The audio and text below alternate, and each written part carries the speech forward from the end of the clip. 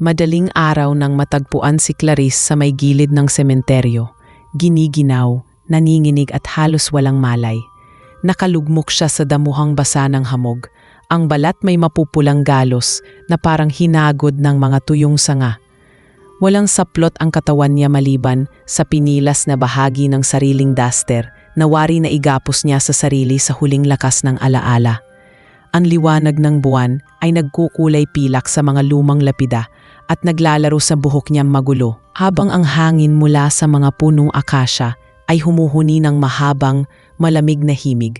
Sa di kalayuan, may kumakaway na ilaw ng plastik na kandilang iniwang nakabukas sa isang mitso.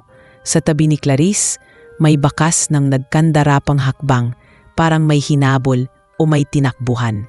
Ang nakakita sa kanya ay isang tricycle driver na si Berting, pauwi galing Pasada. Una niyang inakalang multo ang nakatumong figura sa lilim. Ngunit nang bumaba siya at marinig ang mahinang ungol ni Clarice, agad siyang lumapit at tinakpan ito ng lumang jacket. Kumalabog ang dibdib niya sa awa at kaba. Napapikit si Clarice at parang nahihirapang huminga. Hindi niya kayang idilat ng tuluyang ang mata at tanging salitang lumabas sa kanyang bibig ay isang pabulong na hindi man lang maintindihan.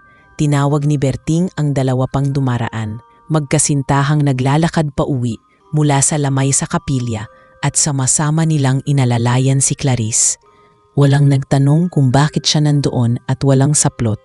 Sa unang sandali ay kapwa-awa at takot ang nanaig at ang naisip lamang ng bawat isa ay mailigtas siya sa ginaw.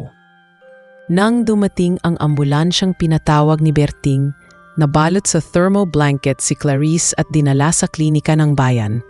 Habang umaandar ang sasakyan, naglapat ang takip ng kanyang mga mata, ngunit nanatiling gising ang kanyang pandinig sa malalayong yabag ng mga pihit ng gulong at sa kaluskos ng telang nakapalupot sa kanya. May amoy ang blanket na parang pinaghalong alkohol at alikabok. Doon kumapit ang isip niya sa mga amoy at tunog, hindi sa mga tanong na parang lumalangoy sa ulap. Sa pagitan ng mga patlang na ito ay may gumuguhit na tanong sa kanyang loob. Paano siya napunta roon? Sinubukan niyang hanapin ang huling malinaw na alaala at ang nakuha lamang niya ay mahahabang anino sa pagitan ng mga nicho. Malamig na hangin na tila naglalambing at naguudyok at ang kakaibang pakiramdam na para bang may mga matang nakatingin sa kanya mula sa mga dahon. Sa klinika, sinalubong sila ng nurse na si Joy at isang residenteng doktor. Maingat na sinuri ang mga galos ni Clarice. Nilinis gamit ang malamig na solusyon at tinakpan ng banayad na benda. Walang malalim na sugat, ngunit kapansin-pansin ang kalat-kalat na gasgas sa braso, hita at balikat. Tipikal sa tao naglakad sa palumpong o napadausdos sa lupang mabato. Binigyan siya ng mainit na tsa at ipinasuot ng maluwag na hospital gown. Habang pinakikiramdaman ang init ng tasa sa kanyang mga palad, ramdam niya ang unti-unting pagbalik ng lakas. Ngunit animoy may tabing ang kanyang isip. Ayaw pang magbigay ng malinaw na larawan. Nagtanong ang doktor ng mahinahon. May naaalala ba siya? May nakasama ba siya? May nanakit ba sa kanya? Tumitig si Clarice sa sahig. At bagamat alam niyang kailangan ng mga tanong na ito, hindi niya nagawang magsalita. Ang lumabas lamang sa bibig niya ay isang hindi ko alam na halos pabulong, sinundan ng mahaba, pagod na buntong hininga. Sa labas ng klinika, nagtipon ang iilang nakasatsi sa pagliligtas. Kumalat ang balita bago pa sumikat ang araw. Sa tindahan sa kanto, may nagkwento na niromansa raw ng engkanto ang dalaga. Sa barberya, may nagsabi naman baka may lalaking nanamantala at isinisi lang sa di nakikitang nilalang. Sa palengke, na iba ang salaysay. May engkantong matagal nang naninirahan sa sementeryo at gabi-gabing nang aakit ng mga babae. At si Clarice daw ang huli nitong nabitad. Ang mga tinig na ito, bagaman wala sa klinika, ay parang pumapasok sa pader at nakakahanap ng paraan para gumapang papunta sa kama ni Clarice. Sa bawat tahimik na sandali, dinig niya ang mga bulong, engkanto, romansa, sumpa. Hinahanap niya sa loob ang lakas na igiit na hindi siya laruan ng alamat. ngunit wala pa roon ang lakas na iyon. Sa ngayon, hininga muna ang kayang unahin. Dumating ang nanay niyang si Lita bago mag-umaga. Pawisan, magulo ang buhok, hawak-hawak ang bag na may mga damit at tuwalya. Nang makita niya ang anak, pumatak ang luha sa galak at takot. Kinapitan niya ang mga kamay ni Clarice na malamig pa rin at paulit-ulit na tinanong kung kumusta na, kung may masakit, kung may naaalala. Umiling lang si Clarice at umiwas ng tingin. Hindi dahil nahihiya sa ina, kundi dahil may anong bigat sa dibdib na ayaw niyang ipasan sa kahit na sino. Yumakap si Lita, mahigpit ngunit maingat, at ibinulong na nandito lang siya. Magpapahinga muna at saka na magkwento kung kailan handa na. Umabot ang kabaitan ng ina sa kalamnan ni Clarice na tila nanigas buong gabi at unti-unti siyang nakahinga ng mas maluwag. Lumipas ang umaga at nagdatingan ang mga opisyal ng barangay. Ang kapitan at 2 tanod ay nagtanong sa doktor, humingi ng pahayag at nang hindi makakuha ng detalyeng kailangan, ay ipinangakong babantayan ang sementeryo sa gabi. Nakatingin lang si Clarice sa bintana habang nag-uusap sila sa may pinto. Sa labas, dahan-dahang nagiging ginto ang araw at ang ilaw na iyon ay sumisilip sa mga piraso ng sarili niyang alahala na parang mga tipak ng salamin na basad. Naalala niyang galing siya sa lamay ng kapitbahay, tumulong mag-asikaso ng kape at pansit. Naalala niya ang pagtawa ng mga kasamang kababaihan at ang pagpayag niyang umuwi ng mag-isa dahil malapit lang naman. Naalala niya ang biglang pagtila ng kuliglig sa may gilid ng kalsada at ang malamig na hangin na parang may dalang pabango ng basang lupa at bulaklak na puti.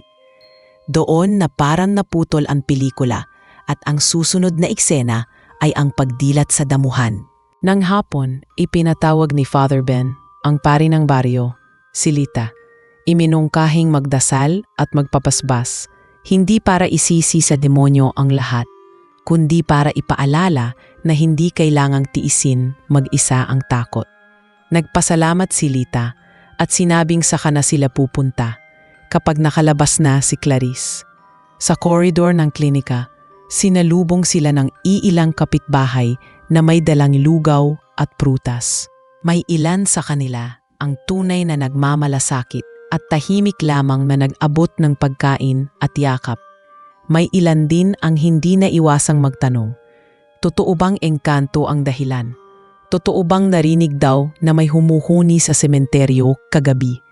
Tinapik ni Lita ang pakpak ng tsismis sa pamamagitan ng maikling sagot. Salamat sa pag-aalala. Magpapahinga muna si Clarice. Kinagabihan, nag-uwi ng klinika si Clarice, bit-bit ang inirekomendang pahinga at ilang gamot para sa pasa at galos. Pinili ni Lita na sa iisang kama muna sila matulog. Tahimik ang bahay nila maliban sa pagaspas ng kurtinang dinadalaw ng hangin mula sa bukas na bintana. Sa dilim, nakadilat si Clarice, pinapakinggan ang sariling paghinga at ang malalim, mabagal na hilik ng kanyang ina. Tuwing ipipikit niya ang mata, may nakikita siyang hindi niya maipaliwanag. Liwanag ng buwan na humahaplos sa lumang nicho, aninong dumadaan sa likod ng akasya, at isang pares ng matang tila nangangalaga, ngunit hindi lubos na maipinta ng isip. Ito ba ang engkanto? Kung ganoon, bakit hindi buo ang anyo sa kanyang isipan? Bakit ang naiiwan lamang ay ang kakaibang pakiramdam na siya ay parang sabay na nilalayo at nilalapit, itinutulak at inaakay, tinatakot at tinutulungan? Kinabukasan, dumating ang kaibigan niyang si Mara, may dalang baong tinola. Magkaedad sila, sabay lumaki, sabay ding natutong mag-igib, magsiga at mangarap na makaalis ng baryo balang araw. Umupo si Mara sa gilid ng kama at sa halip na agad magtanong, nagkwento muna tungkol sa palengke, kung paano tumaas ang presyo ng kamatis, kung paano pumanig ang ulan habang nagsasampay siya ng labada. Unti-unti, bumigat ang mata ni Clarice sa antok na hindi niya nakuha noong gabi at sa pagbalik ng kanyang lakas, tinapunan niya ng pasasalamat si Mara. Doon lamang naglakas loob si Mara na buksan ang pinto ng tanong. May naaalala ka ba? Gusto mo bang dumaan tayo sa sementeryo kapag kaya mo na? Baka may makita tayong sagot. Nagtagpo ang mga mata nila at umiling si Clarice. Hindi pa ngayon. Hindi pa handa ang dibdib ko. Sa sumunod na mga araw, naging mabagal at maingat ang pagbalik sa ritmo ng buhay. Sa umaga, nagluluto si Lita at nag-iiwan ng takdang gawain para kay Clarice. Sapat para hindi mabato at hindi rin mabugbog ang katawan. Sa hapon, pinapahinga niya ang mga sugat, pinaliliguan ng maligamgam na tubig at dinadampian ng pamahid. Tuwing dapit hapon, napapatingin si Clarice sa direksyon ng sementeryo kung saan nakatirik ang mga aninong pamilyar at ang alon ng hangin ay may dalang amoy ng damo. Parang may humahatak sa kanya, hindi para muling maranasan ang takot, kundi para magtanong ng direkta sa lugar na pinag-ugatan ng lahat. Ngunit sa bawat hakbang na gusto niyang gawin, ay may hila rin pabalik. Ang pangambang baka totoo ang tsismis, baka siya ay isang kuwento na lamang ng mga bibig, hindi na isang tao. Isang gabi, nang mag-isa siya sa kusina at nagbubuhos ng mainit na tubig para sa tsaang dahon, dumaan ang hangin sa siwang ng pinto at kiniliti ang batok niya. Sumabay dito ang isang napakahinang alinawngaw, parang pangalan na hindi niya matukoy kung saan nanggagaling. Hindi ito boses ng tao mula sa labas, hindi ring ito ingay ng radyo sa kapitbahay. Isa itong pabulong na may layong huwag siyang takutin, kundi ipaalam na may naroon, naghihintay na handa ring magpaliwanang kung kailan siya papayag makinig. Napahawak si Clarice sa mesa at tumitig sa tuktok ng tasa. Dito, sa mainit na sinaw, muling sumingit ang gunita ng malamig na liwanag ng buwan sa pagitan ng mga sanga at ang balat niyang giniginaw at ang isang presensyang hindi marahas ngunit nakapanghihina. Hindi dahil sa sakit, kundi dahil sa kakaibang paghila na hindi niya maipaliwanag. Kinabukasan, bumisita ang kapitan. Dala ang balita na magpapatrolya raw ang mga tanod tuwing gabi sa sementeryo. Maglalagay din ng dagdag na ilaw sa may pasukan at babalaan ang mga kabataan na wag nang magliwaliw doon kapag hating gabi. Umiling si Lita at nagpasalamat. Si Clarice, nakaupo sa bangkito, tahimik lang na nakinig. Nais niyang sabihing salamat, pero alam din niyang hindi ilaw at bantay ang lahat ng sagot. Sa puso niya, nagsisimula ng tumubo ang isang kabalintunaan. Gusto niyang malaman ang totoo, pero natatakot siyang tutuhanin ng mga sagot ang mga bulong sa baryo. Sa gitna ng dalawang puwersang ito, pinili niya ang mahirap ngunit tapat na hakbang, ang maghintay hanggang kaya na niyang humarap sa sementeryo, hindi bilang pinagtatawan ng alamat, kundi bilang taong may karapatan sa sarili niyang kwento. Sa huling gabi ng linggong iyon, bago siya tuluyang dalawin ng antok, dumungaw siya sa bintana. Kalma ang langit. Pinong-pino ang huni ng kuliglig. At sa itaas ng mga bubong ay nakadapo ang buwan na tila mas malapit kaysa dati. Mula sa malayo, narinig niya ang tahol ng aso at ang pagkaluskus ng dahon sa katabing bakuran. Sa loob, nagsimulang tumahimik ang takot at pumalit ang isang malinaw, payapang pasyang matagal nang himihingi ng pirma. Hindi niya alam kung saan mag-uugat ang tapang o paano sisimulan ang pagharap. Pero sigurado siyang hindi siya mananatiling bihad ng bulong-bulungan. May isang bagay na kailangang pakinggan at kung boses man iyon ng tao o nilalang, siya mismo ang magpapasya kung ano itong kahulugan nito sa kanya. Sa unang pagkakataong mula ng umaga ng pagkakatagpo, nakatulog siyang mas mahimbing. At sa pagitan ng kanyang paghinga, may iisang salitang dumaosdos sa kanyang panaginip. Hindi pa malinaw, hindi pa buo, ngunit sapat na upang sabihin sa sariling darating din ang araw na babalik siya sa sementeryo. Hindi para muling matakot, kundi para humingi ng sagot. Makalipas ang ilang araw, unti-unting bumabalik sa isip ni Clarice ang mga pira-pirasong larawan ng gabing iyon. Nung una, pilit niyang nilalabanan ang alaala dahil sa tuwing pumapasok ito ay nararamdaman niyang muli ang takot at kilabot. Ngunit habang lumilipas ang gabi, lalo lamang lumilinaw ang mga detalyeng dati ay parang usok na kumakalat sa hangin. Nagsimula iyon matapos ang lamay ng kapitbahay. Mga hating gabi na nang siya'y nagpaalam sa mga kaibigan at naglakad pauwi. Tahimik ang kalsada, tanging mga kuliglig at huni ng mga paniki sa malalayong puno ang kasama niya.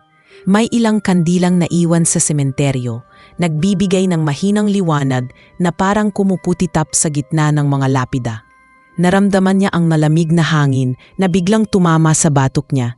May dalang kakaibang amoy ng bulaklak at basang lupa. Dito nagsimula ang hindi maipaliwanag na pakiramdam, na para bang may humihila sa kanya papasok sa loob ng sementeryo. Naglakad siya ng dahan-dahan, pinipilit sabihing dala lang ng imahinasyon ang lahat. Pero ang bawat hakbang niya ay tila may kasabay na puwersang hindi nakikita.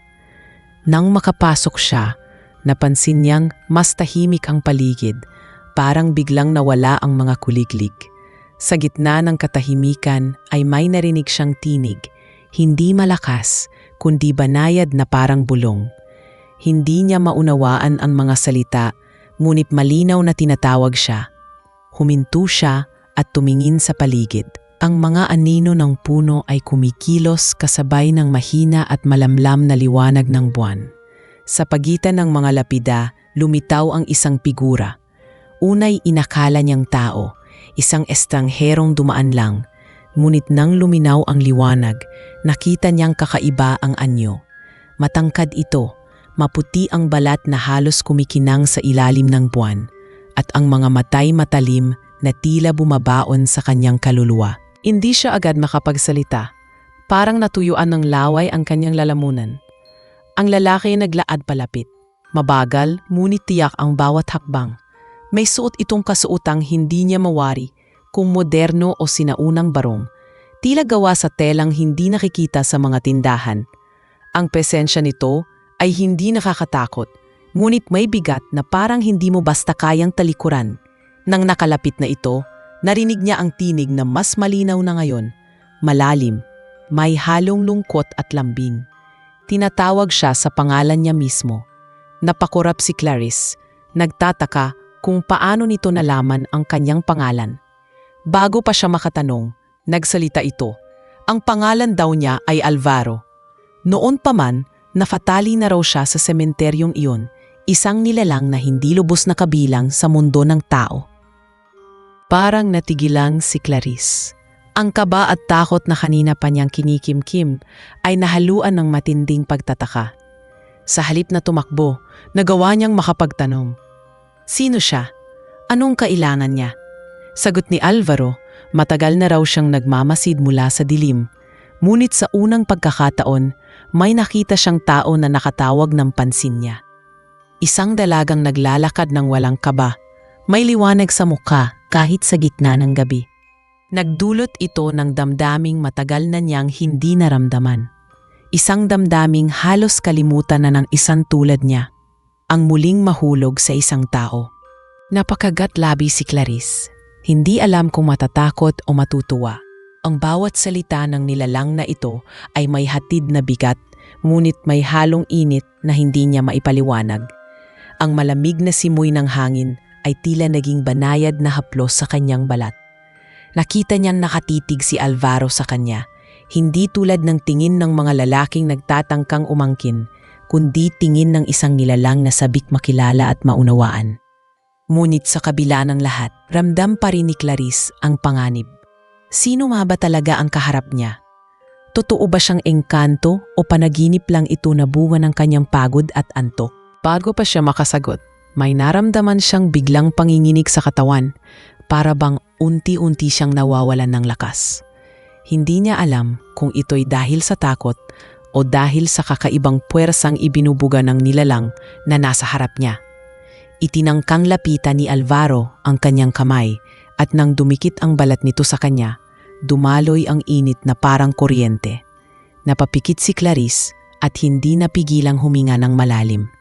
May kakaibang puwersang naguugnay sa kanila, hindi maipaliwanag at higit sa lahat, hindi basta-basta mapuputol. Nang idilat niya ang kanyang mga mata, Nakatitig pa rin sa kanya si Alvaro. May ngiti sa labi, ngunit may lungkot sa mga mata. Sa sandaling iyon, naisip ni Clarice na baka totoo nga ang mga bulong ng mga matatanda na may mga nilalang na naninirahan sa tabi ng mundo ng tao. Ngunit ang mas nakakatakot para sa kanya ay ang katotohanang sa kabila ng kanyang takot, may bahagi ng sarili niyang hindi gustong lumayo. Parang may halong pagnanais na manatili roon at makinig pa sa tinig ng engkanto. Bago pa siya tuluyang lamunin ng damdaming iyon, napaatras siya at mabilis na nagdasal sa isip. Ngunit hindi nawala ang figura ni Alvaro. Nakatayo pa rin ito, naghihintay at sa kanyang pandinig, muli niyang narinig ang bulong. Hindi siya nag-iisa, lagi siyang mayroong nagmamasid.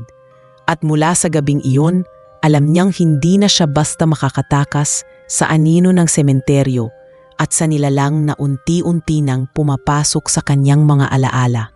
Mula ng gabing iyon, hindi mapakali si Clarice. Paulit-ulit na bumabalik sa kanyang isip ang matalim na mga mata at ang tinig na nagpakilala bilang Alvaro. Hindi niya alam kung bakit hindi siya tuluyang natakot. Bagkus ay parang may pumipigil sa kanya na iwasan ang sementeryo. Kinabukasan, hindi siya nakatulog ng maayos. Ang bawat bulong ng hangin ay tila muling tinatawag siya at ang bawat liwanag ng buwan ay nagdadala ng alaala ng figura ng engkanto. Sa kabila ng mga babala ng ina na huwag lumapit sa sementeryo, naroon ang isang puwersang nagtutulak sa kanya na bumalik at harapin ang hindi maipaliwanag na nilalang. Isang gabi, hindi na nakatiis si Clarice. Lumabas siya ng bahay nang hindi nagpapaalam. Malamig ang hangin at maliwanag ang buwan.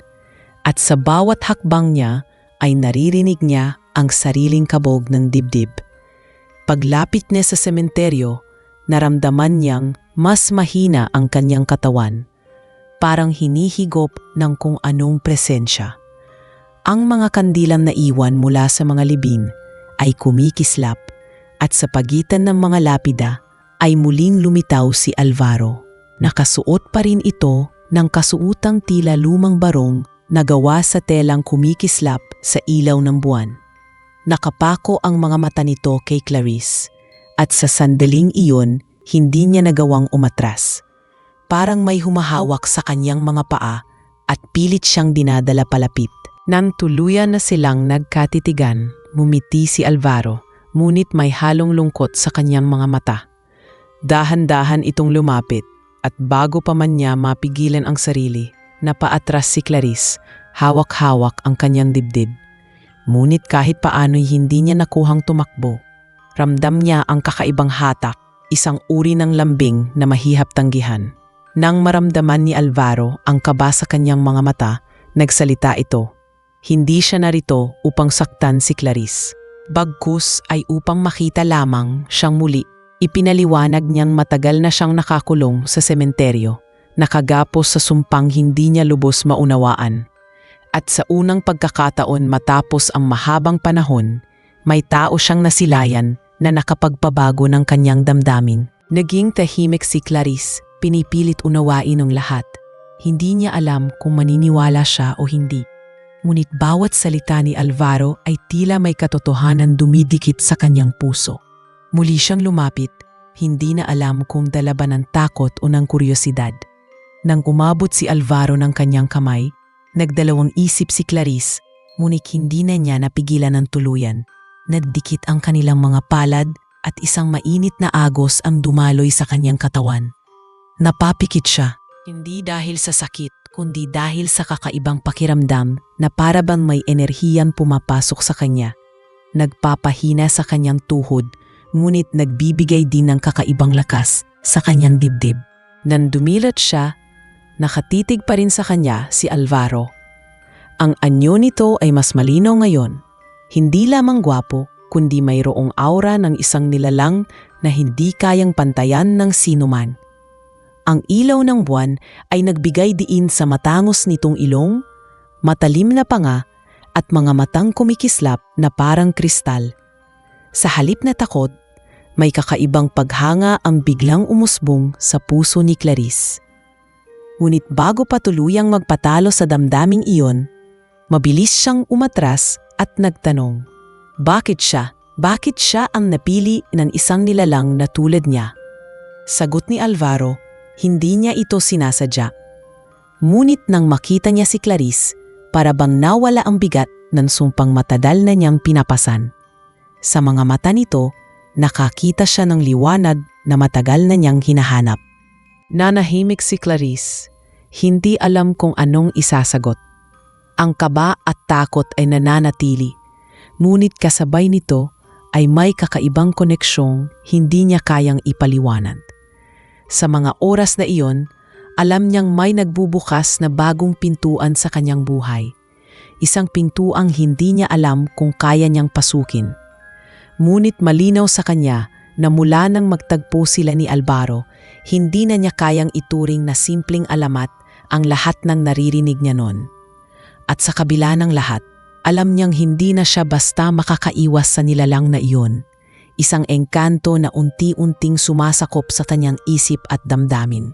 Pagkalipas ng ilang gabi mula sa kanilang unang paglalapit, hindi pa rin mapakali si Clarice. Kahit anong gawin niya, patuloy na bumabalik sa kanyang isipan ang kakaibang init ng kamay ni Alvaro at ang matalim ngunit malungkot na titig nito. Sa araw, pinipilit niyang abalahin ang sarili sa gawaing bahay at sa pagtulong sa ina, ngunit sa bawat sandaling siya ay nag-iisa, naroon ang presensya ng engkanto na tila nakatanim na sa kanyang gunita. Hindi niya lubos maintindihan kung bakit, pero may kakaibang puwersa na para bang hinahatak siyang muli papunta sa sementeryo. Gusto niyang lumayo, gusto niyang kalimutan ang lahat. Ngunit ang katawan at damdamin niya ay may sariling landas na sinusunod. Isang gabi, habang nakahiga siya sa kanilang kama, nagising siya dahil sa malamig na hangin na dumaan sa siwang ng bintana. Mahina ang buhos ng ulan, at sa bawat patak nito sa bubong, naririnig niya ang banayad na tinig na parang tumatawag. Napabangon siya at sa kabila ng takot, nagpasya siyang sundan ang bulong. Tahimik siyang lumabas ng bahay, nakayapak at tanging lumang duster ang suot. Sa bawat hakbang, ramdam niya ang lamig ng lupa. Ngunit mas nangingibabaw ang pagnanais na makatagpo muli ang nilalang na hindi niya kayang iwasan. Nang makarating siya sa sementeryo, naroon na si Alvaro, nakatayo sa lilim ng isang matandang puno ng akasya. Ang ilaw ng buwan ay nagbibigay diin sa anyo nitong halos hindi makatotohanan, at sa sandaling iyon, muling bumilis ang tibok ng kanyang puso. Lumapit si Alvaro, mabagal at marahan, parang ayaw siyang biglain. Nakatingin lamang si Clarice, hindi makagalaw. Tila hinihipnotismo ng bawat kilos ng engkanto. Nang magtama ang kanilang mga mata, parang nawala ang paligid. Hindi na niya naririnig ang ulan. Hindi na niya ramdam ang lamig. Ang lahat ng nasa paligid ay naglaho, at ang natira lamang ay ang matalim at malalim na titig ni Alvaro. May bahagyang ngiti sa labi nito, ngunit ang ngiting iyon ay puno ng hiwaga at pang-akit. Sa sandaling iyon, unti-unting lumapit si Clarice hanggang halos magdikit ang kanilang mga mukha. Hindi niya alam kung bakit, pero hindi na siya tumutol nang dahan-dahang inilapat ni Alvaro ang kanyang kamay sa pisngi niya. Mainit iyon, at sa kabila ng lahat ng takot, naramdaman niyang may kakaibang ginhawang dumadaloy sa kanyang katawan. Ang sandaling iyon ay parang huminto ang oras. Unti-unting yumukong si Alvaro at hinaplos ang buhok ni Clarice. Ramdam niyang may kakaibang puwersang humihila sa kanya, hindi lamang sa isip kundi maging sa kanyang katawan. Ang kanyang mga tuhod ay nangihina at sa isang iglap, naramdaman niya ang mainit na labi ni Alvaro na marahang dumampi sa kanya. Isang halik na hindi marahas, kundi puno ng lambing at pang-akit. Napapikit si Clarice, at sa kabila ng pag-aalinlangan, hindi niya nagawang lumayo. Sa halik na iyon, may kakaibang enerhiya siyang naramdaman. Isang init na sumanib sa lamig ng gabi, at isang damdaming hindi niya pa nararanasan noon. para bang natutunaw ang lahat ng pader na itinayo niya para protektahan ang sarili. At sa halip ay bumigay siya sa alindog ng engkanto. Nang matapos ang halik, nagkatinginan silang muli. Ang mga mata ni Alvaro ay puno ng damdamin na hindi niya mawari. May lungkot, may pananabik, at may halong pag-ibig. Ngunit bago pa man makapagsalita si Clarice, mabilis siyang umatras. Natatakot sa sarili niyang nararamdaman. Huminga siya ng malalim, nanininig, at halos hindi makapaniwala sa ginawa niya. Ngunit ang totoo, ang kanyang puso ay nagsimulang magnasa ng higit pa. Ang halik na iyon ay nag-iwan ng bakas. Isang tanda na hindi na siya simpleng babae na lumalayo sa kwento ng mga engkanto, kundi isang taong unti-unting nahuhulog sa isang kakaibang ugnayan na hindi niya alam kung saang hahantong. Sa gabing iyon, umuwi siyang hindi na siya ang parehong Clarice na dati. Alam niyang nagsimula na ang isang bagay na hindi na basta mawawala. Ang kanyang isipan ay puno ng tanong, ngunit ang kanyang puso ay nagsisimulang sumagot sa paraang hindi niya maipaliwanag. Sa bawat tibok ng kanyang dibdib, ramdam niyang hindi na niya kayang itanggi ang alindog ni Alvaro. Ang engkantong hindi na lamang isang alamat, kundi isang bahagi na ng kanyang sariling buhay. Pagkatapos ng gabing iyon, ilang araw na hindi nakalapit si Clarice sa sementeryo. Pinilit niyang ibaling ang atensyon sa pang-araw-araw na gawain, ngunit sa bawat oras na siya'y nag-iisa, bumabalik sa kanyang alaala ang haplos at halik ni Alvaro. Hindi niya alam kung ano ang dapat maramdaman, takot ba o pagkahulog. Ang halik ay naiwan sa kanyang labi na parang apoy na hindi namamatay, at sa bawat paghinga ay tila may humihikayat na bumalik siya sa lugar kung saan nagsimula ang lahat. Ngunit tinigilan niya ang sarili, umaasang baka kung hindi siya babalik, kusa ring mawawala ang lahat ng iyon. Gayunpaman, sa gabi ng kabilugan ng buwan, muling bumigay ang kanyang loob. Tahimik siyang lumabas ng bahay, dala lamang ang sariling kaba at ang kakaibang pananabik. Sa paglapit niya sa sementeryo, napansin niyang mas maliwanag ang paligid. Ang buwan ay parang lampara na nakasabit sa langit, at ang malamig na simoy ng hangin ay nagdadala ng bango ng damo at bulaklak na parang sinadya para sa kanyang pagdating. Nang marating niya ang gitna ng sementeryo, muling lumitaw si Alvaro. Ang kanyang anyo ay mas matingkad kaysa dati. Ang balat nitong parang kumikinang sa liwanag, at ang mga matay tila naghihintay na may halong lungkot at pananabik. Hindi nakapagsalita agad si Clarice. Pinagmamasdan lamang niya ang nilalang na nagdulot ng gulo sa kanyang damdamin. Ngunit bago pa siya makapagsalita, lumapit si Alvaro, marahan, at sa kanyang tinig ay may bigat na hindi niya narinig noon. Hindi ko sinasadya, Clarice, bulong nito. Nadala ako ng damdamin na matagal ko nang kinikimkim. Saglit na nanahimik si Clarice. Naramdaman niyang unti-unting bumabalik ang mga alaala ng gabing iyon. Ang halik na naging dahilan kung bakit nawalan siya ng ulirat, napahawak siya sa dibdib, pinipigilan ang panginginig ng kanyang katawan. Anong nangyari sa akin, Alvaro? Tanong niya sa wakas. Bakit ako natagpuang walang malay at sugatan? Bakit ako hubad? Ang boses niya ay nanginginig, puno ng takot at alinlangan. Huminto si Alvaro, napayuko at saka dahan-dahang tumingin muli sa kanya. Hindi ko sinaktan ang iyong katawan, anito. Ngunit totoo, pinili kong ipadama sa iyo ang isang bahagi ng aking sarili, isang halik na may dalang sumpa at pighati. Sa gabing iyon, nawala ang iyong malay, hindi dahil sa dahas, kundi dahil sa lakas ng aking kapangyarihan. Ang iyong mga sugat ay dulot ng pagtakas at pagbagsak, hindi mula sa aking mga kamay. At ang iyong pagkahubad, huminto ito at muling napayuko. Iyon ay dahil sa hangin ng aking mundo na humila ng iyong mga damit upang ipakita sa akin ang iyong kahinaan at ganda. Hindi ko sinadya, ngunit iyon ang katotohanan.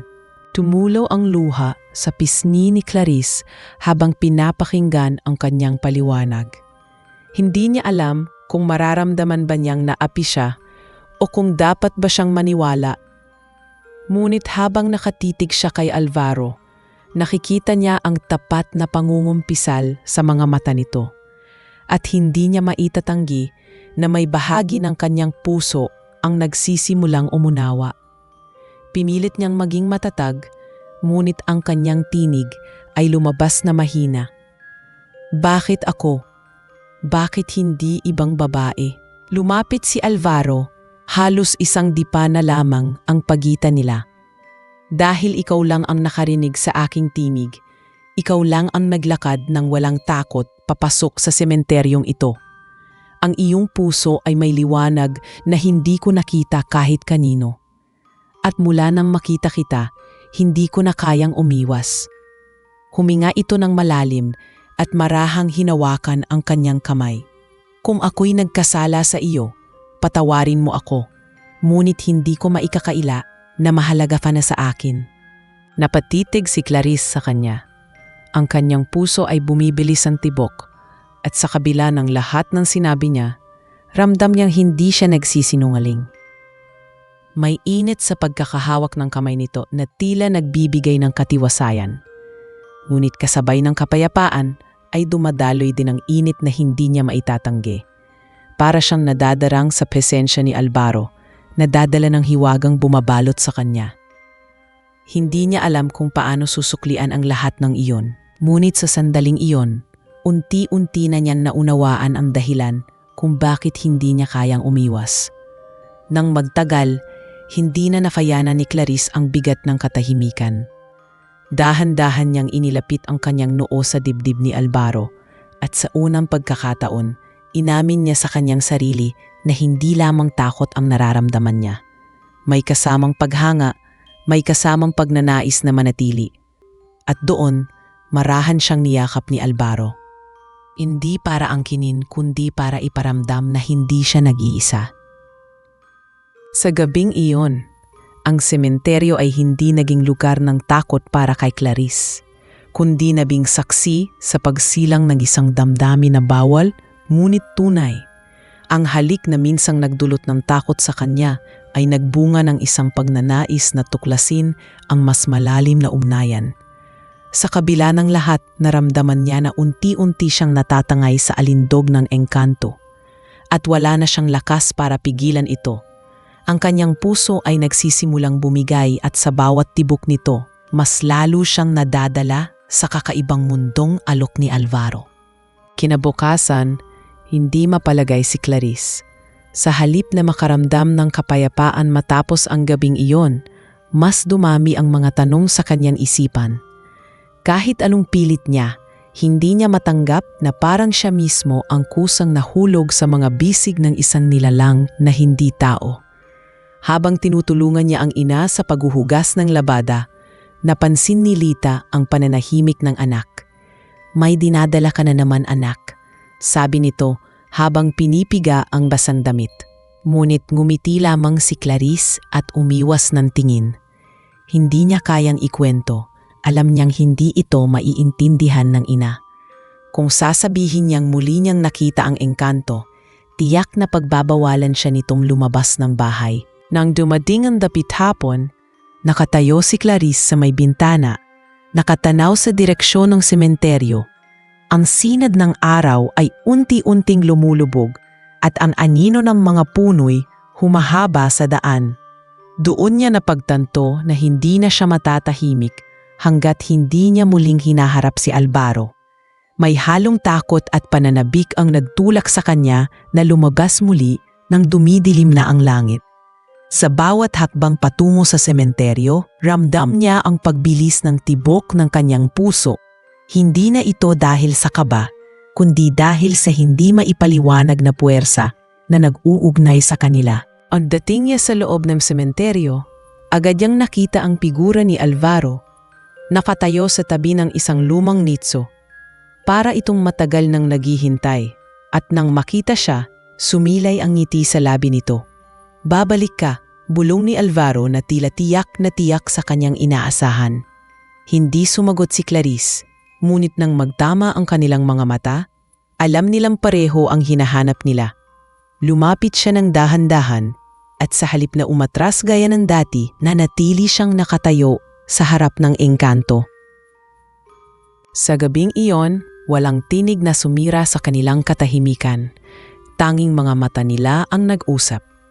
Ang bawat titig ni Alvaro ay puno ng pag-amin, ng pagnanais at pagkahumaling.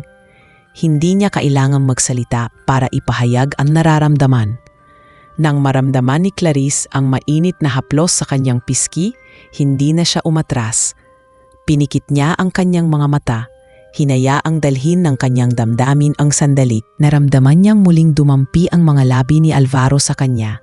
Ngunit ngayon, hindi na ito isang halik ng sapilitan at hiwaga. Isa itong halik ng pag-amin at kusang loob. Para kay Clarice, ang halik na iyon ay parang pintuang binuksan niya mismo. Naramdaman niyang tuluyan nang bumigay ang kanyang puso. Hindi na kayang itanggi ang pagkahulog. Sa halik na iyon, naghalo ang init at lamig ng gabi at sa kanyang dibdib ay may apoy na nagsimula at hindi na mapapatay. Hindi niya naisip ang mga tsismis, ang mga mata ng bayan o ang mga aral na itinuro ng simbahan.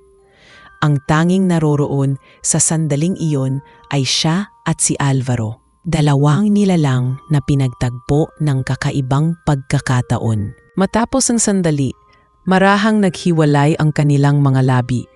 Hinawaan ni Alvaro ang kamay ni Clarice at nagsalita. Hindi mo kailangang matakot. Hindi ako ang halimaw na sinasabi ng iba. Isa akong nilalang na isinumpa na manatili rito.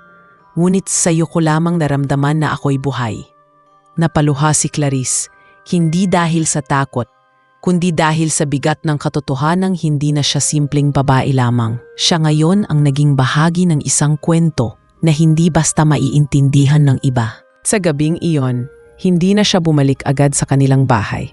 Matagal siyang nanatili sa piling ni Alvaro, nakikinig sa mga kwento nito tungkol sa sumpa, sa mga taon ng pag-isa, at sa kanyang pananabik na muling maramdaman ang damdaming matagal nang nawala sa kanya. At habang pinapakinggan niya ito, lalong lumalalim ang pagkaunawa ni Clarice. Hindi na lamang siya isang dalagang naakit ng engkanto, kundi isang babaeng unti-unti nang tinatanggap ang isang pag-ibig na bawal ngunit tunay. Nang tuluyan nang pumasok ang lamig ng madaling araw, nagpaalam si Clarice. Ngunit bago siya lumisan, muling hinawakan ni Alvaro ang kanyang kamay. Babalik ka, hindi ba? Mahina, ngunit tiyak ang tanong nito. Tumingin si Clarice sa kanya at sa unang pagkakataon, walang alinlangan ang kanyang sagot. Oo, babalik ako. At sa sagot na iyon, alam niyang pinili na niya ang landas na tatahakin. Isang landas na puno ng panganib at pagsubok, ngunit dala rin ang pag-ibig na hindi niya kayang tanggihan. Mula ng gabing umamin si Clarice na babalik siya, naging bahagi na ng kanyang gabi ang lihim na pagdalaw sa sementeryo. Tuwing sumasapit ang dilim at tulog na ang kanyang ina, tahimik siyang lalabas ng bahay, dala ng pananabik at kaba. Sa bawat pagdating niya ron, naroon si Alvaro, na tila walang sawang naghihintay. Hindi na kailangan ng mahahabang salita, sapat na ang kanilang titigan at ang marahang haplos ng kamay para ipaalam na pareho silang may damdaming pinapanday ng bawat pagkikita. Nagsimula ang kanilang mga gabi sa simpleng pag-uusap. Si Clarice ay nakikinig habang ikinukwento ni Alvaro ang mga taon ng kanyang pagkakagapos sa sementeryo. Kung paano siya naging bantay sa pagitan ng mundo ng tao at ng mga nilalang, at kung paanong ang sumpa ay nagbawal sa kanya na umalis. Minsan ay ikinuwento rin niya ang mga nakaraang babae na natakot at tumakbo nang maramdaman ang kanyang presensya. Ngunit kay Clarice lang siya nakakita ng tapang at kuryosidad. Sa bawat salitang lumalabas sa bibig ng engkanto, lalong lumalalim ang pagkaunawa ni Clarice. Hindi na lamang siya nakatingin kay Alvaro bilang isang nilalang ng hiwaga, kundi isang kaluluwang nakabilanggo na matagal nang naghahanap ng karamay. Ngunit habang lumalalim ang kanilang ugnayan, mas lalo ring lumakas ang kabog ng puso ni Clarice sa tuwing nararamdaman niyang siya'y hinahaplos o hinahalikan ni Alvaro. Unti-unti niyang tinanggap na hindi na takot ang nangingibabaw sa kanya kundi pagnanais. Kapag magkasama sila, Nakaramdam siya ng kapayapaan na hindi niya naranasan kailanman. Ang kanyang mga kamay na dati nangingingid tuwing mahahawakan ay ngayoy kusa ng sumasagot sa init ng haplos ni Alvaro. Sa ilalim ng buwan, sa lilim ng mga puno ng akasya, natutong umibig ang isang mortal at isang engkanto sa paraang bawal, ngunit totoo. Ngunit kasabay ng kanilang mga gabi ng pag-ibig ay nagsimulang bumigat ang mga mata ng bayan kay Clarice. Mapapansin ng mga kapitbahay na gabi-gabi siyang umaalis at nagbabalik lamang sa madaling araw. May mga nakakakita sa kanyang naglalakad pa uwi na parang galing sa lugar na hindi dapat puntahan. Ang mga bulong-bulungan sa baryo ay unti-unting lumakas. Sa palengke, sinasabi ng ilan na hindi pa siya tuluyang nakaliligtas sa sumpa, na baka binabalikan siya ng espiritu ng sementeryo. Sa tindahan, ang iba na may nagtatanong kung may lalaking lihim na nakikita si Clarice sa gabi. Ang kanilang mga mata ay puno ng duda at sa likod ng mga ngiti ay may halong panlilibak. Dumating ang isang gabi na nadatnan siya ng kanyang kaibigang si Mara sa daan. "Clarice, saan ka na naman pupunta?" Tanong nito habang nakakunot ang noo. Hindi makasagot si Clarice.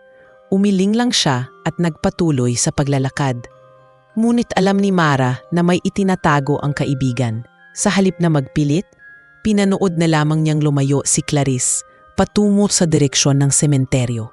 Sa kanyang puso, ramdam niyang may kakaibang nangyayari sa kaibigan. Ngunit hindi niya alam kung paano ito haharapin. Sa kabilang banda, si Clarice ay lalo lamang nahulog kay Alvaro. Sa bawat gabi nilang magkasama, lalong tumitibay ang kanilang ugnayan.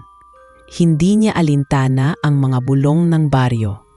Para sa kanya, hindi na mahalaga ang sasabihin ng iba dahil ang tanging katotohanan ay ang damdamin na nararamdaman niya sa piling ng engkanto. Subalit kahit gaano niyang gustong manatili sa ganitong kalagayan, hindi niya maitatanging may bigat din ang mga matang nakatingin sa kanya tuwing araw. Sa kanyang puso, nagsimulang mabuo ang tanong, hanggang kailan niyang maitatago ang kanyang pag-ibig kay Alvaro? At hanggang saan niya kayang ipaglaban ang isang ugnayang hindi matatanggap ng karamihan? Sa huling gabing iyon ng linggo, muling nagtagpo sila sa lilim ng akasya. Humawak si Alvaro sa kamay niya at marahang nagsalita. "Darating ang araw na kakailanganin mong pumili, Clarice. Ako o ang mundong kinagisnan mo?" Natigilan siya. Ang mga salitang iyon ay tumama sa kanyang dibdib na parang pako. Alam niyang hindi magiging madali ang lahat. Ngunit sa gabing iyon, hindi siya sumagot. Sa halip, hinayaan niyang ang kanyang mga labi ang magsalita. Hinalikan niya si Alvaro, mahaba at puno ng pangako. At sa halik na iyon, ipinadama niya na kahit anong mangyari, hindi niya kayang iwan ang damdaming unti-unti nang sumasakop sa kanyang pagkatao. Habang humahaplos ang hangin at sumasayaw ang mga anino ng mga puno, alam nilang pareho na ang kanilang pagmamahalan ay hindi na basta lihim lamang. Ito'y naging apoy na hindi na kayang patayin kahit pa ang buong baryo ay nagduda at humusda. Mabilis kumalat ang mga bulong-bulungan tungkol kay Clarice. Halos araw-araw may bagong kwentong mga tao sa baryo. May nakakita raw sa kanya na naglalakad mag-isa sa gitna ng gabi, nakatingala sa buwan na parabang may kausap na hindi nakikita. Ang ilan na may nagsabing may kasama siyang lalaking hindi nila kilala, isang aninong gwapo at matangkad, ngunit bigla raw naglalaho kapag sinusundan ng iba. Ang mga usapan ay nagsimula bilang mga bulong sa palengke at tindahan. Ngunit di nagtagal ay naging lantad na pagdududa. May mga nagtanong sa ina ni Clarice kung bakit hinahayaan nitong mag-isa ang anak sa gabi. May ilan ding nagparinig na baka may tinatagong kahihiyan ang dalaga. Si Clarice, bagamat sinusubukang magpakatatag, ramdam ang bigat ng bawat matang nakatingin sa kanya. Sa bawat paglabas niya ng bahay, napapansin niya ang mga nagbubulungan at ang mga ngiting may halong panlilibak. Kahit ang mga dating malapit sa kanya ay nagsimulang lumayo. Ang mga kababaihan na dati kakwentuhan niya sa lamay at sa mga pagtitipon ay unti-unting umiwas. Ang iba namay diretsahang nagtanong, "Clarice, sino ba ang nakikita mo tuwing gabi? Hindi ba't delikado yan?" Ngunit hindi siya sumasagot. Sa halip, pinipili niyang manahimik dahil paano niyang ipapaliwanag ang isang bagay na mahirap paniwalaan. Paano niyang sasabihin ang lalaking kausap niya ay hindi tao kundi isang engkanto na nakagapos sa sementeryo. Dumating ang araw na mismong ang kapitan ng barangay ang dumalaw sa kanilang bahay. Kasama nito ang 2 kagawad na nakisuyo kay Aling Lita na kausapin si Clarice. Marami na pong nagrereklamo, sabi ng kapitan, kung saan-saan daw siya nakikita sa gabi. Natatakot ang ilan na baka may masamang espiritong nagmamanyobra sa kanya. Napayuo si Lita, ramdamang bigat ng hiya sa harap ng mga opisyal. Ngunit nang kausapin niya ang anak matapos umalis ang mga ito, mariin lamang ang sagot ni Clarice. "Ma, wala silang alam. Huwag kang mag-alala. Ligtas ako." Hindi niya kayang ikwento ang totoo dahil alam niyang mas lalo lamang siyang pagtatawanan. Isang hapon, dumating ang kaibigan niyang si Mara. Hindi na nito matiis ang katahimikan. "Clarice," sabi niya, "sabihin mo sa akin ang totoo. May lalaki ba? O may espiritu ba talaga?"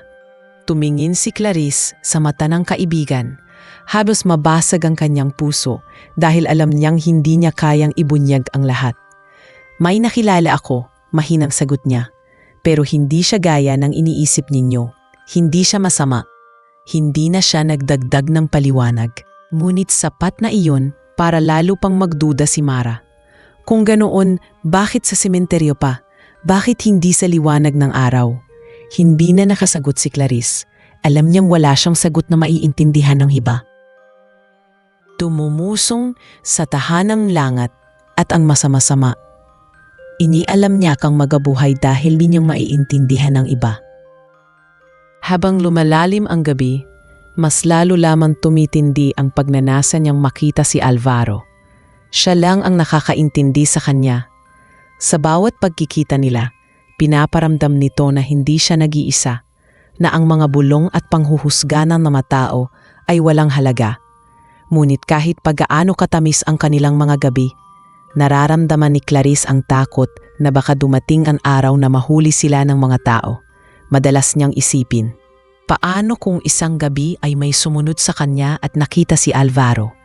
Ano ang gagawin ng mga tao sa kanya? Sa baryo nila, ang engkanto ay hindi minamahal kundi tinataboy. At kung malaman nilang siya ay umiibig sa isa, tiyak na ituturing siyang baliw o isinumpa. Isang gabi, hindi nakatiis si Clarice at ikinuwento kay Alvaro kang mga panghuhusga ng mga tao. Niyakap siya ng engkanto at marahang bumulong. Hindi mahalaga ang sinasabi nila. Ang mahalaga ay narito ako at narito ka. Sa tuwing magkasama tayo, wala nang iba. Ngunit kahit pagaano katamis ang mga salitang iyon, hindi nawala sa dibdib ni Clarice ang bigat ng pagdududa. Mahal nga siya ni Alvaro at mahal niya rin ito. Ngunit hanggang kailan nila maitatago ang kanilang ugnayan? Hanggang kailan siya makakalaban sa mata ng buong baryo? Sa mga sumunod na araw, lalo lamang lumakas ang inay ng tsismis. May ilan na nagmungkahi sa pari ng baryo na magdaos ng espesyal na dasal sa sementeryo upang mapalayas ang sinasabing espiritu. May iba namang nagudyok na bantayan si Clarice tuwing gabi upang malaman kung sino ang kanyang nakakasama. Sa gitna ng mga pagdududang ito, alam ni Clarice na malapit ng sumiklab ang unos na magtutulak sa kanya upang pumili. Ngunit sa puso niya, malinaw na ang sagot. Kahit buo ang baryo laban sa kanya, hindi niya kayang talikuran ang lalaking hindi tao, ngunit siyang unang nagparamdam ng tunay na pagmamahal. At habang nakatingin siya sa sementeryo isang dapit hapon, alam niyang paparating na ang araw na hindi na siya makakatakas sa pagpili. Kung ang baryo ang kanyang pipiliin, mawawala sa kanya si Alvaro. Ngunit kung ang engkanto ang susundin niya, Kailangan niyang bitawan ang lahat ng alam niyang ligtas at tanggap. Sa pagitan ng dalawang mundong ito, nagsisimulang masakal ang kanyang dibdib. Ngunit sa pinakaloob, ang damdamin niya ay mas malinaw kaysa kailanman. Siya ay umiibig at handa niyang harapin ang lahat ng kapalit ng pag-ibig na iyon. Nang mas lumakas sa mga bulong sa baryo, hindi na nagpaligoy-ligoy si Father Ben at dumalaw mismo kina Clarice at Aling Lita. Maingat ang kanyang tinig, ngunit mabigat ang mga salita. Ipinaliwanag niya na marami na raw ang nag-aalala para kay Clarice. May mga taong naniniwalang nilapitan siya ng masamang espiritu at kung hindi ito mapipigilan ay baka tuluyan na siyang mapasama. Tahimik lamang na nakikinig si Clarice, nakayuko, habang ang ina niya ay paulit-ulit na humihingi ng paumanhin sa pari. Ngunit nang tanungin mismo si Clarice kung handa ba siyang sumailalim sa basbas at mga dasal, ang sagot niya ay isang mahinang pag-iling. Hindi siya nagsalita, ngunit sapat na iyon upang magdulot ng alinlangan sa lahat. Kinagabihan, habang nag-iisa siya sa kanilang kwarto, matagal niyang pinag-isipan ang lahat. Gusto niyang maniwala na kaya niyang ipagpatuloy ang kanyang ugnayan kay Alvaro nang walang nakikialam, ngunit alam niyang imposible. Maging ang sariling ina ay nagsisimula ng magtanong. Nakita niya kung paano siya'y tinititigan ng kanyang nanay tuwing umuuwi siya mula sa gabi. Hindi galit, kundi puno ng kaba at pangamba. Sa loob ng kanyang dibdib, nagsimulang sumikip ang pakiramdam ng pagkakahati. Isa siyang anak na ayaw biguin ang ina, ngunit isa rin siyang babae na hindi na kayang itakwil ang damdamin para sa isang nilalang, na hindi naman siya iniwan sa oras ng kanyang pagkalito.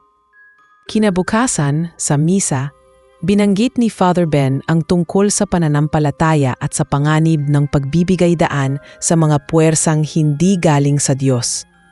Hindi tuwirang binanggit ang pangalan ni Clarice, ngunit ramdam ng lahat kung kanino nakatuon ang mensahe. Maraming mata ang sumulyap sa kanya habang nakaupo siya sa huling bangko. Nakikinig, ngunit hindi makapagsalita. Ang kanyang mga palad ay nanlamig at sa puso niya'y tila pinaglalaban ang dalawang mundo. Sa isang banda, ang mundong kinagisnan niya, ang baryo, ang simbahan, ang mga tao. Sa kabila nito, ang mundo ni Alvaro, madilim ngunit may init ng pagmamahal na hindi niya matagpuan saan man. Nang sumapit ang gabi, dumalo siya muli sa sementeryo upang makausap si Alvaro. Nang makita siya ng engkanto, agad nitong naramdaman ang bigat ng kanyang loob. May mga umaaway sa iyo, wika ni Alvaro. Naririnig ko ang kanilang mga dasal laban sa akin. Nararamdaman kong pinipilit nilang sirain ang ugnayan natin. Napaiyak si Clarice. Inamin niyang totoo na siya'y kinakausap ng pari at ng iba pa upang talikuran ang lahat. Ngunit nang tanungin siya ni Alvaro kung nais ba niyang tumigil, walang alinlangan ang kanyang sagot. Hindi ko kaya. Hindi ko kayang iwan ka. Sa halip, mas lalo niyang naramdaman na kailangan niyang manatili sa piling nito, kahit ano pang kapalit. Sa mga sumunod na araw, naging mas lantad ang panghuhusga ng bayan. May mga nagsimulang magbantay sa sementeryo, dala ng mga ilawan at rosaryo, umaasang masisilip ang nilalang na bumibihag kay Clarice. May mga babaeng nagpunta sa bahay nila upang magpayo at ang ilan na may lantaran siyang sinermonan. Ngunit nanatili siyang tahimik. Sa kanyang loob, pinili na niyang maging matatag. Alam niyang darating ang araw ng pinakamalaking pagsubok. Ang sandaling kailangan ipagtanggol hindi lamang ang kanyang sarili, kundi pati na rin ang nilalang na kanyang minahal. At sa isang dapit hapon, habang nakatanaw siya mula sa kanilang bintana, nakita niya ang mga tanod na may dalang krus at kandila, papunta sa sementeryo upang magdaos ng ritual. Doon niya natiyak na hindi na ito simpleng bulong-bulungan. Ang baryo mismo ay magtatangkang ipalaya si Alvaro. At sa kanyang dibdib, nagsimulang sumidhi ang isang pangakong hindi niya aatrasan. Kung ipaglalaban ng lahat na mawala ang engkanto, siya mismo ang tatayo sa harap nila upang sabihing ang kanyang ugnayan ay hindi sumpa kundi isang pagpili ng kanyang puso. Dumating ang gabing kinatatakutan ni Clarice. Ang mga tao sa baryo ay nagsama-sama sa paanan ng sementeryo. Dala ang mga krus, kandila at bote ng banal na tubig. Pinamunuan ito ni Father Ben. Seryoso ang mukha habang binabasa ang dasal ng pagpapaalis ng masamang espiritu. Nagtitipon ang mga tao. Ang ilan ay dala ng takot, ang iba na may dala ng kuryosidad. Lahat sila'y nakatingin sa madilim na kaloob-looban ng sementeryo. Umaasang makita ang nilalang na matagal nang pinag-uusapan. Sa gitna ng kumpulan, naroon si Clarice, nakatayo at nanginginig ang katawan. Hindi niya kayang tumakas. Alam niyang ito na ang sandaling kailangan niyang pumili kung kanino siya papanig. Nang magsimula ang dasal, ramdam ni Clarice ang biglang pagbabago ng hangin. Ang mga punong nakapaligid sa sementeryo ay parang sabay-sabay na umungol at ang mga kandila iisa-isang nauupos kahit walang malakas na ihip ng hangin. Ang mga tao ay nagsimulang magtakbuhan pabalik. Ang iba namay lumuhod at nag-antanda. Ngunit sa gitna ng lahat ng iyon, nakita ni Clarice ang figura ni Alvaro na unti-unting lumitaw mula sa lilim. Ang kanyang mukha'y hindi galit, ngunit puno ng sakit. Ang mga mata nito'y nakatuon kay Clarice at sa isang iglap, alam niyang hindi ito lalaban kundi tatanggapin ang kapalaran kung iyon ang nais ng dalaga. Clarice, mahinang tinig ni Alvaro, bagamat hindi ito dinig ng iba. Kung ito na ang wakas, tatanggapin ko. Huwag mong hayaang ikaw ang masaktan. Naluha si Clarice. Narinig niya rin ang malalakas na tinig ng mga tao. Palayasin ang engkanto, sigaw ng ilan. Iligtas si Clarice, wika ng iba. Ang kanyang dibdib ay kumakabog ng malakas. Ito na ba ang sandali para iwan si Alvaro at bumalik sa normal na buhay? O ito na ang oras upang ipaglaban ang lalaking minahal niya kahit hindi ito isang tao? Hindi na siya nagatubili. Tumakbo siya papasok ng sementeryo at humarang sa pagitan ng mga tao at ni Alvaro. Malakas ang kanyang tinig, mas malakas kaysa sa dasal ng pari. Tama na, sigaw niya. Hindi niya ako sinaktan. Hindi ako biktima ng sumpa. Mahal ko siya. Napatigil ang lahat. Ang mga mata ng buong baryo ay nakatuon sa kanya ngunit hindi siya nagpatinag. Ang kanyang dibdib ay umaalab sa tapang at sa unang pagkakataon, hindi na siya nahihiya. Kung palalayasin ninyo siya, ako mismo ang mawawala dahil hindi ako mabubuhay nang wala siya. Nagulat si Father Ben at ang mga tao. Ang ilan ay nagsimulang magbulungan. Paano naging posible na ang isang mortal na babae ay umibig sa isang engkanto? Ang iba'y nabahala, iniisip na baka nabighani lamang si Clarice at wala sa sarili. Ngunit nang makita nila ang paraan ng pagkakatinginan ng dalawa, unti-unti nabago ang tono ng karamihan. Hindi iyon tingin ng isang nilalang na umaakit lamang para manlinlang. Hindi rin iyon tingin ng isang babaeng na biktima. Ang kanilang mga matay puno ng damdamin, ng tunay na pag-ibig na hindi kayang itanggi ng sinuman. Lumapit si Father Ben, hawak pa rin ang krus, at tinitigan si Clarice. Anak, aniya, naiintindihan mo ba ang pinapasok mo? Ang nilalang na iyan ay hindi katulad natin. Hindi siya kabilang sa mundong ito. Ngunit hindi na tinag si Clarice. Oo, naiintindihan ko, sagot niya. At dahil doon, mas pinipili ko siya sapagkat hindi ko na maikakaila ang damdamin ko. Huminga ng malalim ang pari at napayuko. Hindi niya inaasahan ang tapang ng dalaga. Nang magtagal, nagsimula ng mag-alisan ang mga tao. Hindi lahat ay kumbinsido, ngunit marami ang natigilan sa katapatan ng ipinakita ni Clarice. Ang ilan ay nagsabing pababayaan na lang siya, na kung iyon ang kanyang pagpili, wala na silang magagawa. Ngunit may iilang nanatiling may galit sa kanilang puso, naniniwalang delikado ang ugnayan. Sa kabila nito, si Clarice ay nakatayo pa rin sa tabi ni Alvaro, mahigpit na nakahawak sa kamay nito. Pinapakita sa lahat na hindi siya kailanman bibitaw. At nang tuluyan ng lumamig ang gabi at nagkalat ang katahimikan matapos ang kaguluhan, tumingin si Alvaro kay Clarice. Pinili mo ako kahit laban sa lahat, bulong nito.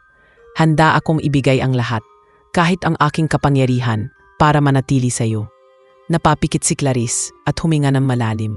Sa wakas, alam niyang ang kanyang puso'y tumibay na. Hindi na siya alipin ng takot at tsismis ng baryo. Siya ngayon ay isang babaeng handang lumaban para sa kanyang pag-ibig. Kahit ang kapalit ay ang buong mundong kinagisnan niya.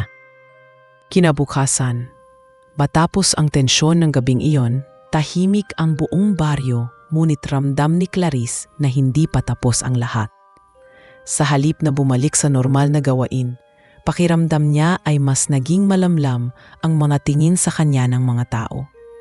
Ang ilan ay umiwas, ang iba na may diretsahang umiling na para bang isang malaking pagkakamali ang kanyang ginawa. Ngunit hindi na siya nagpatinag. Alam niya sa kanyang puso na hindi na siya maaaring umatras.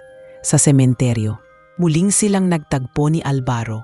Doon, sa ilalim ng mga bituin, marahan niyang ibinulalas ang bigat ng kanyang damdamin. Hindi ko kayang makita kang mawala. Kung kailangang lumaban ako, lalaban ako. Tinitigan siya ni Alvaro, may lungkot sa mga mata at saka marahang hinaplos ang kanyang pisngi. Ngunit Clarice, anito, kung mananatili akong engkanto, mananatili rin ang galit ng mga tao.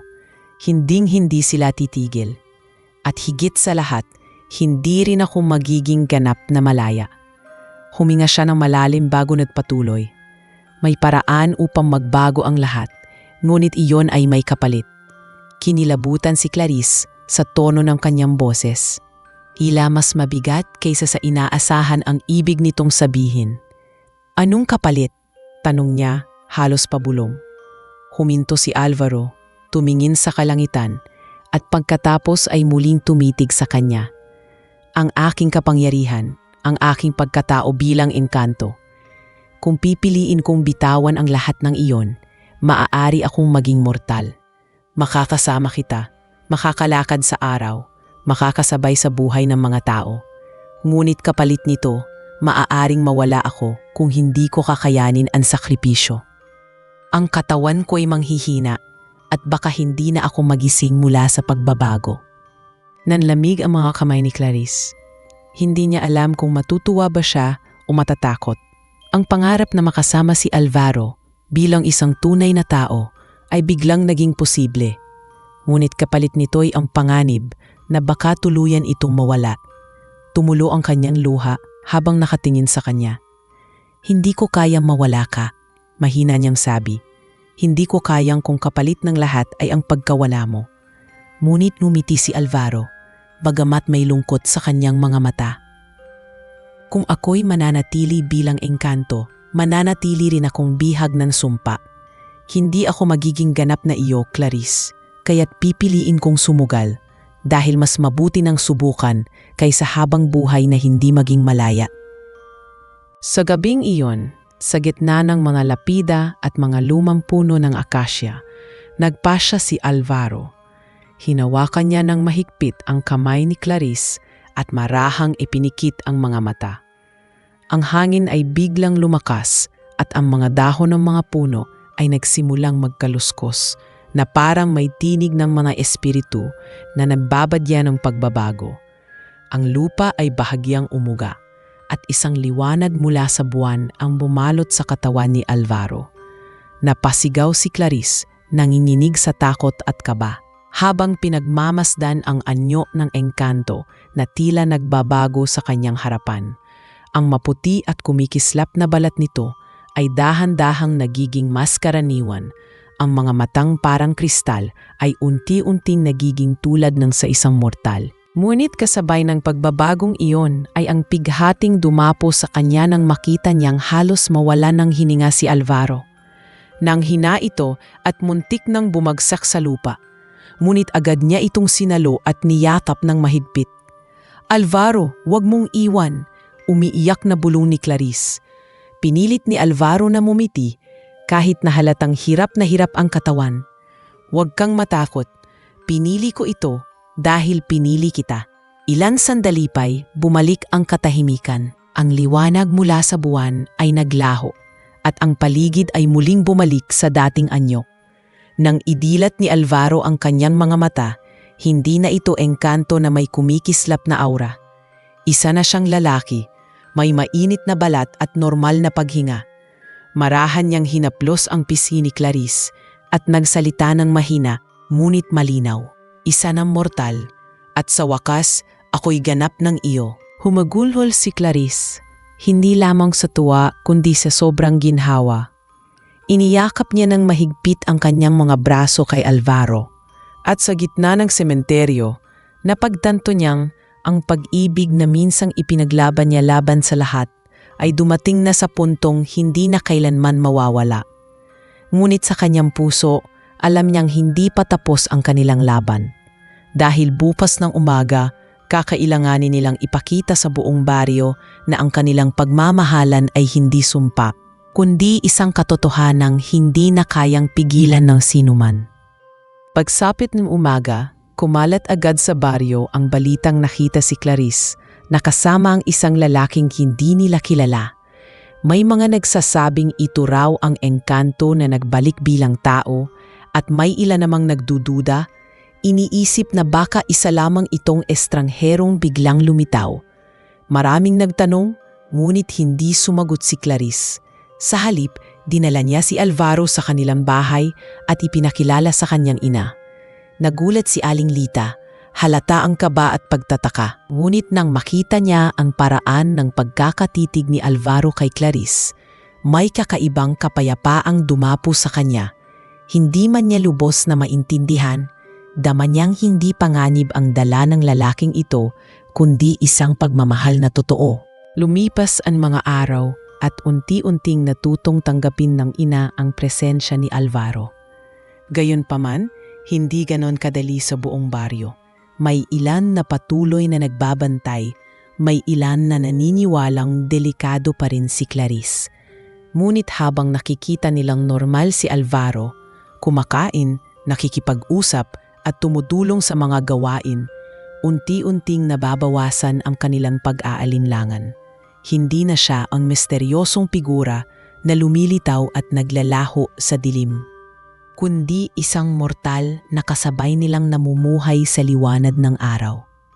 Dumating ang araw na muling humarap si Clarice sa gitna ng kapilya matapos ang misa. Nakaupo siya sa harap ng altar kasama si Alvaro. Tahimik ang buong baryo, lahat nakikinig at naghihintay sa kanyang sasabihin. Mahigpit niyang hinawakan ang kamay ng lalaki at nagsalita. "Alam kong marami ang nagduda sa akin. Marami ang isip na ako'y naligaw ng landas, na ako'y inalipin ng isang nilalang.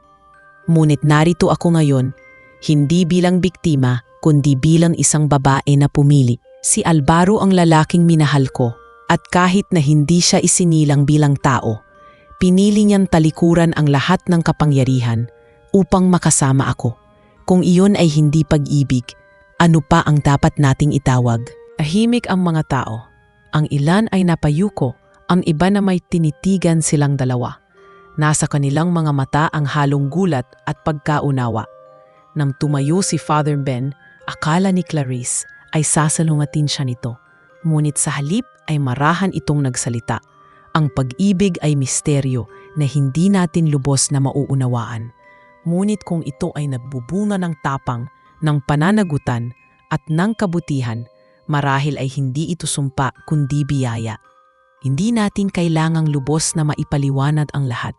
Ang kailangan lamang ay makita kung paano ito nagbabago ng buhay. Sa unang pagkakataon, nakaramdam si Clarice ng gaan sa kanyang dibdib. Naramdaman niyang ang laban na kanyang hinarap ay hindi na lamang laban para sa sarili, kundi laban din para sa pag-ibig na madalas ay hinuhusgahan kapag hindi na aayon sa nakasanayan. At sa sandaling iyon, natutunan ng mga tao sa baryo na minsan may mga bagay na hindi nila kailangang labanan kundi tanggapin.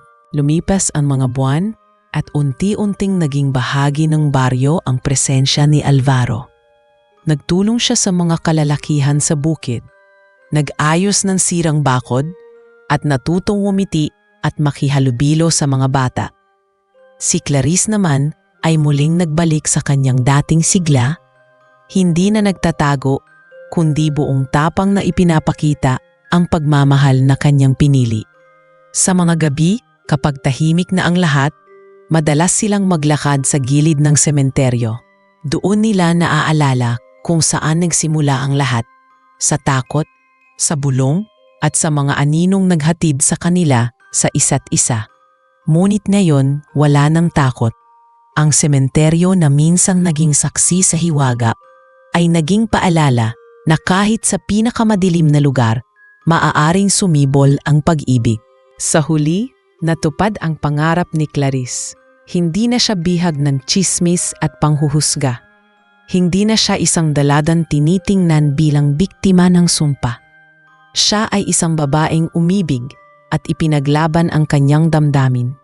Si Alvaro, na minsang isang engkanto, ay naging mortal upang makasama siya. At sa kanilang bagong buhay, natutunan nilang ang tunay na pag-ibig ay hindi sinusukat sa kung saan ka nanggaling o kung anong anyo ang iyong pinagmulan, kundi sa kung gaano ka handang magsakripisyo upang manatili sa piling ng taong minamahal mo. At habang magkahawak kamay silang naglalakad pa uwi, nakangiti si Clarice. Alam niyang ang kwento ng dalagang natagpuang hubad sa sementeryo ay nagwakas hindi sa hiya o sumpa, kundi sa isang pag-ibig na mas malakas kaysa sa lahat ng bulong at takot na kailanman ay hinarap niya.